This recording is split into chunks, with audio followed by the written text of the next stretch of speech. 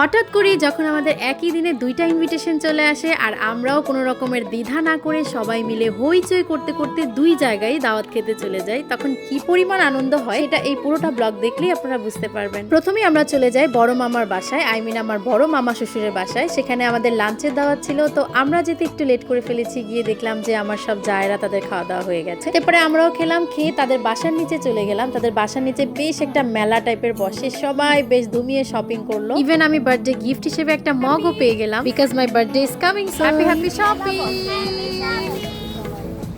সবাই টুকিটাকি শপিং করে আমরা বাসায় চলে এসে মামির বানানো পিঠা পায়েস খেলাম, আর তারপরেই চলে যাচ্ছি নেক্সট ইনভিটেশনে। সেটা ছিল পুরান ঢাকায় বিথি আন্টির বাসায়। বিথি আন্টি হচ্ছে আমার মাসিমণির বেস্ট ফ্রেন্ড। আমরা এই প্রথমবারই বিথি আন্টির বাসায় গিয়েছিলাম। আমরা আসলে ভাবতেও পারিনি যে এতটা মজা হবে। আন্টি এত যত্ন করেছে আমাদের সবার, দারুণ লেগেছে। আর আন্টির মা মানে নানু অসাধারণ একজন মানুষ। এদিকে বাচ্চারা আলাদা একটা ঘরে তাদের মতো করে এনজয় করছিল। থ্যাংক ইউ বিথি আন্টি, এত মজার আঙুরের রসের জন্য।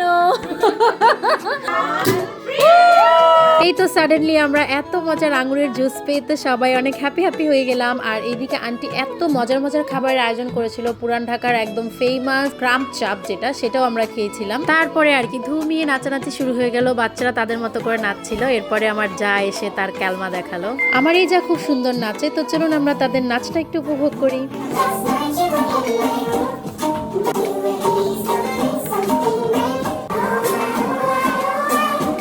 আমরা যেখানে যাই সেখানে পার্টি জমবে না, এটা মানতেই পারি না। এই তো পার্টি করতে করতে রাত 2টা বেজে গেল। তো পুরান ঢাকায় সবাই জানেন সব গেট লক করে দেওয়া হয়। এই গেট লকের কারণে আমাদেরকে আসলে অনেক হ্যাসেল পোহাতে হয়েছে। যাই হোক, আমরা আন্টিকে বাই বলে বের হয়ে গেলাম। যাওয়ার পথে দেখলাম কীর্তন হচ্ছিল পুরান ঢাকায়। তো এরপরে আমরা একটা উবার নিয়ে বাসায় চলে আসলাম।